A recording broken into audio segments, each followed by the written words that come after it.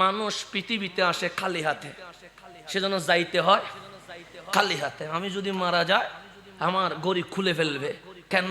আশ্বাস খালি হাতে, বড় হাতে কেমনে যাবি? এই আংটিও কি করে ফেলবে?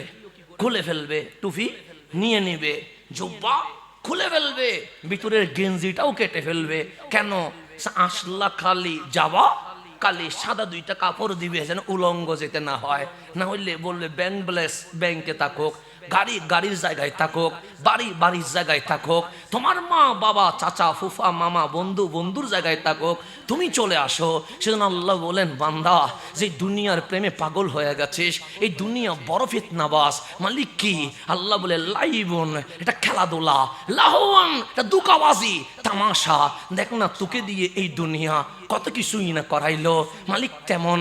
আল্লাহ বলে খেলা দেখাইলো, সিনেমা দেখাইলো, নাটক দেখাইলো, জানা করাইলো, টাকার মুহে তোকে নামাজ বুলাইয়া দিছে, তোর থেকে কোরআন দূরে সরিয়ে নিয়েছে, আল্লাহর জিকির বুলিয়ে দিয়েছে, নবীর প্রেম তোর কলব থেকে চলে গেছে।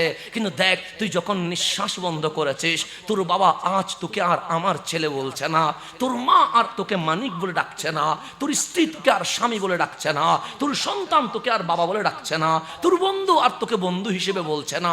এই দুনিয়া আমাকে ফেলে দিয়েছে, কেউ রাজি নয় আর 2 দিন আমাকে রাখার জন্য। কখন জানাজা হবে এটা নিয়ে মিটিং হয়ে গেছে। বললেন বাদে আসর জানাজা হয়ে যাবে।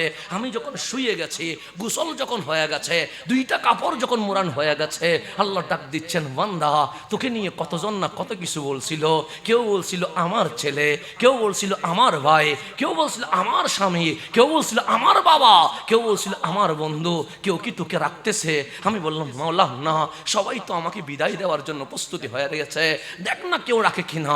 আমি বললাম আমার ব্যাংক ব্যালেন্স ব্যাংকে রয়ে গেছে, আমার জমিন জমিনের জায়গায় রয়ে গেছে, আমার বিল্ডিং বিল্ডিং এর জায়গায় রয়ে গেছে, আমার কাপড় চুপড় পর্যন্ত খুলে ফেলেছে। আল্লাহ বলে দুনিয়া তোকে কত কষ্ট দিয়ে রাত দিন পরিশ্রম করায়া বিল্ডিং বাড়ি গাড়ি করেছে, কিন্তু তোকে দিতে রাজি নয়, সব কিছু রেখে দিয়েছে। বান্দা এখন কই যাবি? আমি বললাম মালিক আমারে কেউ নিচ্ছে না। আল্লাহ বলে বল ইন্না লিল্লাহ। আরে তুই কারো নয়, তুই আমি আল্লাহর। সুতরাং বলে দে, কেউ যদি না নিস সমস্যা নাই, ওয়া ইন্না ইলাইহি রাজিউন। আমি মালিকের কাছেই ফিরে যাচ্ছি। আমি যখন কবরে চলে গেছি, আল্লাহ বলে কেউ নেয় নাই। আমি বললাম কেউ নেয় নাই। বান্দা তুই তো আমার, তোরে কে নিবে? সুতরাং তুই সওয়াল জবাবগুলো দিয়ে দেয়। আমি যদি সওয়াল জবাব দিতে পারি, আমার নবী বলে উপরের কবর কবর থাকবে, ভিতরে কবর থাকবে না।